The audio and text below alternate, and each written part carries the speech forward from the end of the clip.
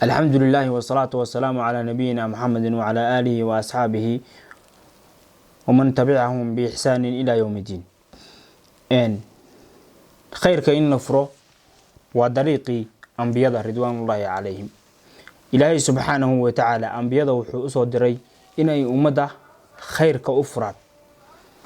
ولوطا قال لقومه إنكم لتأتون الفاحشة.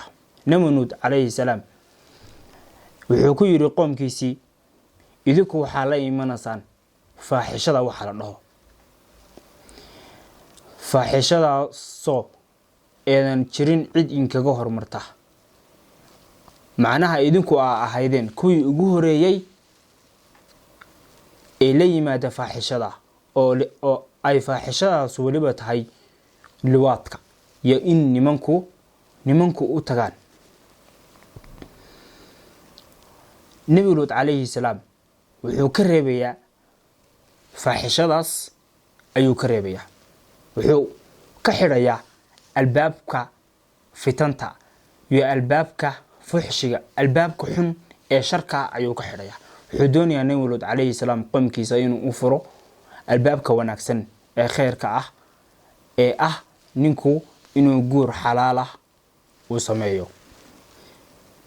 نبي شعيب عليه السلام فقال يا قوم اعبدوا الله ما لكم من إله غيره. نبي شعيب عليه السلام قوم كيسو كله هي قوم كيغو إلهي سبحانه وتعالى كلجي عابدا إلهي كلجي عابدا. نبي شعيب قوم كيسو أفريا الباب كخيرك أو إن إلهي سبحانه وتعالى كلجي عابدا وحكحريا الباب كشركة أو إن إلهي سبحانه وتعالى غيرك iyo waxyaalaha kale ee la caabudo inay caabudaan oo Ilaahay subhanahu wa ta'ala ka tagaan. Nabiga sallallahu alayhi wa sallam wuxuu yiri inna li hadha al-khayr qasa'in. Khayrkan waxa u sugnaaday ama wuxuu leeyahay khasnado wala tilka al-khasa'in mafatih.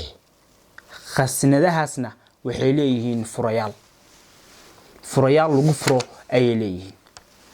markaasna waxaa la doonayaa insha Allah ta'ala marka hore khayr kastaba in aad furihiisa ogaatid hadhowtana furahaas aad ku furtid wax kalena lagama wado insha Allah ta'ala khayraadka iyo furayaashooda insha Allah ta'ala hadeer ayaynu gudbanaa.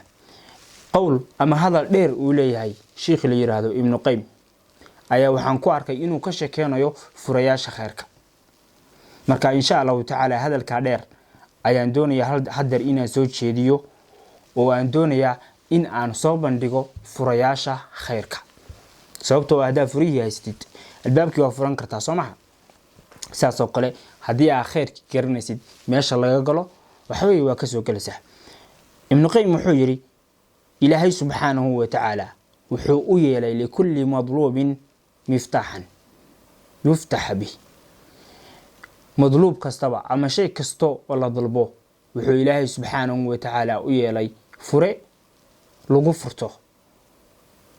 إلهي سبحانه وتعالى فرها صلاة وحو كدغي إن صودا حرقاته ظهارة البدن والجسد والقلب وحبه إن لغا صودا حرقاته وقفك ظاهر إنو كيهي نجاسدي عادي هيد حدث كهيد يتي قلبك هيد شركي ينفاقي يكفري iyo waxyaabihii xumaa qofku inuu iska daahiriyo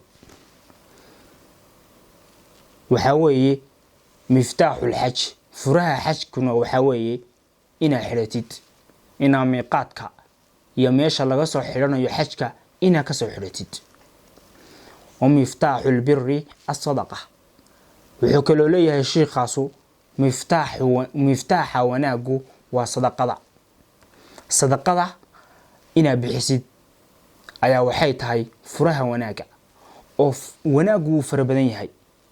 sadaqaduna waa hal markaana sadaqadaada sida u bixiso ayuu wanaagaaguna leekaanaya. tusaale ahaan hadii sadaqada aad bixinayso Ilaahay dartii aad u bixiso oo aad badsato inaad bixiso oo naxariis aad u naxariisanayso qofka miskiinka aad u siinayso aad u bixiso khayrkaaguna wuu badanayaa.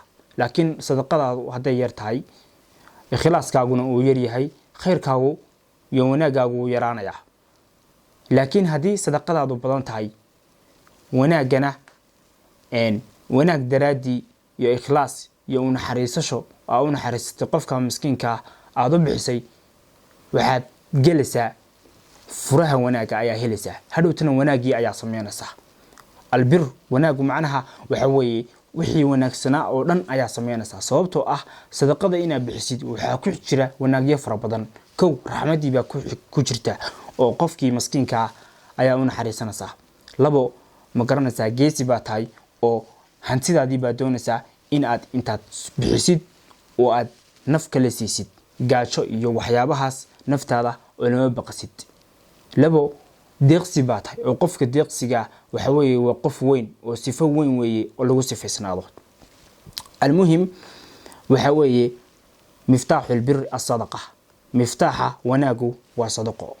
miftaaxul jannati at-tawxiid miftaaxa ama furaha jannadu waxa weeye tawxiidka in ilaahay subxaanahu wa ta'ala kaligii caabudid ina shirkiga iska ilaalisid shirkiga dhan ina ka fogaatid ilaahay qeyrkii inaadan baryin oo aadan u sujuudin oo aadan caabudin ayaa waxay tahay tawxiid. marka tawxiidka hadaa la timaadid waxa weeye furihii jannada waad haysataa. oo miftaaxul cilmi cilmiga furihiisu waxa weeye xusnu su'aali waa ina qofka si wanaagsan wax u su'aashid. sheekha waa ina su'aasha si wacan u wanaysatid u dhageysatid iyo in aad si wacan ma garanaysaa u dhagraaricisid cilmiga uu sheegayo oo dhan. tusaale ahaan su'aasha aad sheekha weydiinaysid ama macalinka aad weydiinaysid way yar tahay laakiin maxaa badan dhageysiga badan. sababta loo soo qaatay su'aasha aad macalinkaaga weydiinaysid inay tahay furaha cilmiga waxa weeye waa ixtiraam baa halka ku jira. ixtiraam oo qofku cilmiga iyo culimada haduu ixtiraamo iyo macallimiintiisa haduu ixtiraamo cilmiga uu gaaraya. laakiin haduuna ixtiraamin oo cilmiga iska barto laakiin ixtiraam una ixtiraamin dadku cilmiga ka qaadanayo hadhow buu cilmiga ka dhacaya hadhow ayuu cilmiga isaga tagaya sababtoo waa bil akhlaaq. markaana cilmiga furihiisu waxa weeye in aad si wacan qofka wax u weydiisid macalinkaaga iyo sheekhaga in aad si wacan wax u weydiisid si wacan u dhageystid oo markuu su'aasha kaga jawaabayo inaadan meelaha jeejisan. wa miftaaxu an-nasr wa ad-dhafr furaha guusha iyo adkaanta ina cadowga ka adkaatid waxa weeye waa samir ina samirtid. samir way marka samir hadaa leedahay guul agtaada taala guul agtaada taala laakiin hadii aad bila samir tahay guusha way ka fogtahay.